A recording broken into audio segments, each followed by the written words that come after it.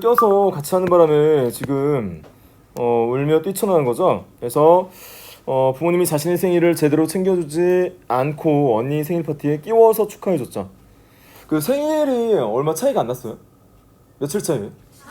아, 3일 차이였어요? 3일 차이인데 엄마 입장에서는 또 생일상을 차려주려면 여러 가지로 경제적으로 어려우니까 언니랑 같이 한꺼번에 하려고 했는데 또 그렇게 해왔는데 이 순간 이제 서러움이 북받친 거죠. 자, 그래서 울면서 뛰쳐나온 이유는 여러분이 더 잘 알 것 같아요. 그래서 언니 생일 파티에 끼워서 축하해주는 등 자신보다 언니와 동생을 자신보다는 언니와 동생을 더 챙겨준다. 여기서 동생을 더 챙겨주는 모습도 있었나요? 여긴 없죠. 그래서 서운함을 느꼈다 라고 여러분이 생각하면 되고요. 2번, 다음 내용을 바탕으로 해서 아빠가 공손성의 원리를 잘 지켜 말하고 있는지 이야기해보자. 이 공손성의 원리, 이 부분이 시험 출제에 굉장히 자주 되고 있어요. 우리 대학 수학력 시험에서도 제시가 됐었고, 자, 그래서 그 공손성의 원리에 어떤 원리가 있는지를 여러분이 잘 공부하셔야 되거든요. 그래서 공손성의 원리란 뭐냐면 서로 대화할 때 예의 바른 태도로 발화를 해야 한다라는 것이죠. 그래서 공손하지 않은 표현은 최소화하고 공손한 표현은 최대화하는 것을 말한다. 자, 이런 어떤 개념을 갖고 있어요. 그래서 공손하지 않은 표현 최소화, 공손한 표현은 최대화하는 것인데 이 원리는 5가지 어떤 규칙을 보이고 있다라고 설명하고 있죠. 그래서 요령의 경률, 관용의 경률, 찬동의 경률, 겸양의 경률, 동의의 경률, 5가지 경률이에요. 자, 5가지 이 공손성의 원리를 잘 지켜서 여러분이 일상생활 속에서 발화를 하고 대화를 해 나가야 되는데 실제 언어 생활에서 이런 것들이 지켜지지 않는 사례가 굉장히 많다는 거예요. 그래서 요령의 경률을 먼저 보면, 자, 상대에게 부담이 되는 표현은 줄이고 상대에게 이익이 되는 표현은 늘린다. 이것이 요령의 경률이에요. 부담이 되는 표현 최소화, 이익이 되는 표현 최대화. 이것이 요령의 경률이다. 자, 두 번째, 관용의 경률을 보세요. 관용의 경률은 뭐냐면 자신에게 혜택을 주는 표현은 줄이고 부담을 주는 표현은 늘린다는 거예요. 자, 이게 바로 관용의 경률이라고 여러분이 생각하시면 돼요. 자, 그러니까 요령의 경률이 청자, 즉 듣는 이에 초점을 맞춘 반면에 관용의 경률은 화자, 즉 자신에게 초점을 낮춘 공손성의 원리의 이다 라고 생각을 하시면 되겠어요. 자신의 혜택은 줄이고 부담을 늘린다. 이것이 관용의 경률. 그래서 이 부분에 초점을 둬야죠. 요령의 경률은 상대에 초점을 두고 있고 관용의 경률은 화자 자신에게 초점을 두는 경률이라고 여러분이 생각하시면 되겠어요. 자, 세 번째, 찬동의 경률은 어렵잖아요. 동의해 준다는 거예요. 자, 그래서 찬동의 경률은 상대를 비방하는 표현을 줄이고 칭찬해 준다. 칭찬하는 표현은 늘린다. 자, 이것이 찬동이에요. 그래서 상대의 초점을 맞춥니다. 자, 상대의 초점을 맞춰서 자, 비방하는 표현은 줄이고 칭찬하는 표현 늘린다. 자, 이것이 바로 찬동의 경률. 세 번째 경률. 자, 네 번째, 겸양의 경률 보세요. 자, 겸양은 다시 화자 자신에게 초점을 두고 있죠. 자, 겸양의 경률 보시면 자신을 칭찬하는 표현은 줄이고 겸손하게 표현한다. 자, 그래서 결국은 겸양의 경률은 화자 자신의 초점을 둡니다. 그래서 칭찬하는 표현은 줄이고 겸손하게 표현한다. 이것이 바로 겸양의 경률이다. 동의 경률은 말 그대로 상대의 의견에 동의를 해준다는 거예요. 이 부분은 크게 어렵지 않죠. 그래서 자신과 상대방의 의견에서 다른 점을 줄이고 공통점을 늘리는 표현, 자, 이런 표현을 우리가 동의 경률이다 라고 해줍니다. 조그만 글씨 좀 빼주시면 그럴까요? 자, 자신과 상대방의 의견, 자신과 상대방의 의견에서 다른 점은 줄이는 거예요. 자, 다른 점은 줄이고 공통점을 늘리는 표현, 이것이 동의 경률이에요.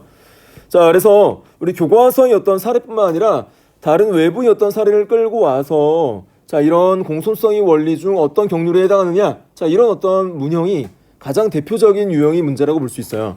그래서 요령의 경률, 관용의 경률, 찬동의 경률, 다음 겸양의 경률, 동의의 경률, 5가지 공손성의 원리 개념을 여러분이 알아두고, 자, 그리고 상대 초점을 두는지 청자의 초점을 두는지 화자 자신에게 초점을 두는지도 잘 기억을 해놔야 돼요. 함정이 빠지기 쉽습니다. 자, 그래서 이 5가지 공손성의 원리는 여러분이 꼭 기억을 해둬야 됩니다.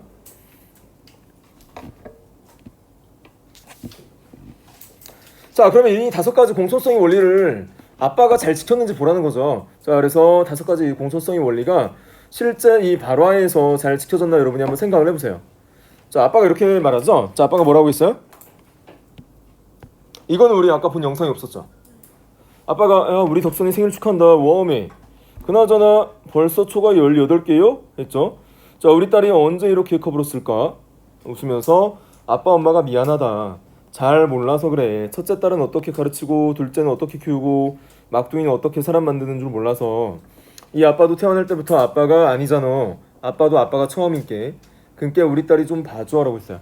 자, 여기에서 이 아빠의 어떤 발화에 자, 공손성의 원리 중 어떤 원리를 잘 지켜줬나 여러분이 한번 생각을 해보라는 거예요. 그래서 시간은 1분 드릴 테니까 이 아빠가 공손성의 원리 중에 어떤 원리를 잘 지켰나 한번 생각해 보세요.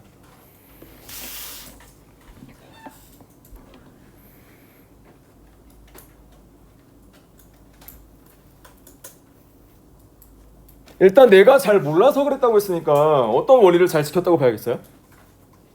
내가 잘 몰라서 그래. 내가 잘 몰라서 그랬다라고 해서 두 번째 관용의 경륜인 경우겠죠. 자신에게 혜택을 주는 표현 줄이고 부담을 주는 표현이죠. 자신에게 부담을 돌리는 거예요. 그러니까 덕선이한테 부담을 주는 게 아니라 아빠 자신에게 부담을 주는 경우죠. 내가 몰라서 그래. 내가 아빠로서 둘째를 어떻게 키워야 되는지 몰라서 그랬다라고 해서 자신에게 부담을 표현을 늘리고 있으니까 집어서 말하자면 관용의 경륜을 잘 지켜줬다고 봐야겠죠. 자, 그래서 아래 진술을 보면 어떤 특정 경륜을 잘 지켰다고 진술해 주진 않고 있어요.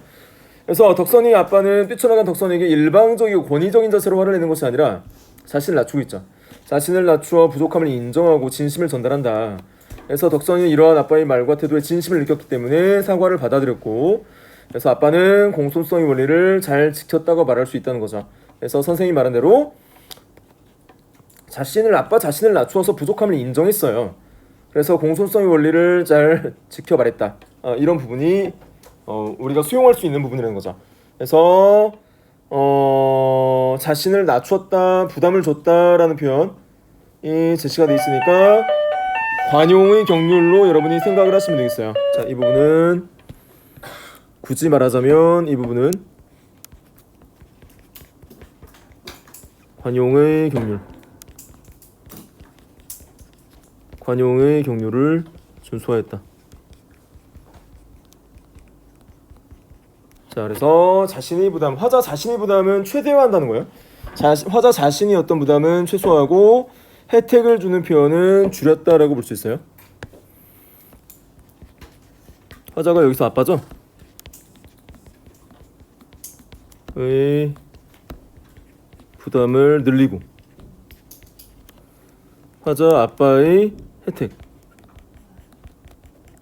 혜택을 최소화하다, 낮췄다라는 거예요. 그래서 부담은 최대화하고 혜택을 낮춤으로써 청자인 덕선이 어떤 마음을 누그러뜨리면서 진심을 전달하는데 굉장히 이 관용의 경륜이 부합한 어떤 경륜이었다는 거죠. 자, 그래서 공손성의 원리를 아빠가 잘 지켰다라고 볼 수 있다는 겁니다. 자, 이 나머지 아빠의 어떤 발화가 나온 이 부분도 여러분이 한번 찾아서 한번 잘 감상을 한번 해보세요. 고생했어요.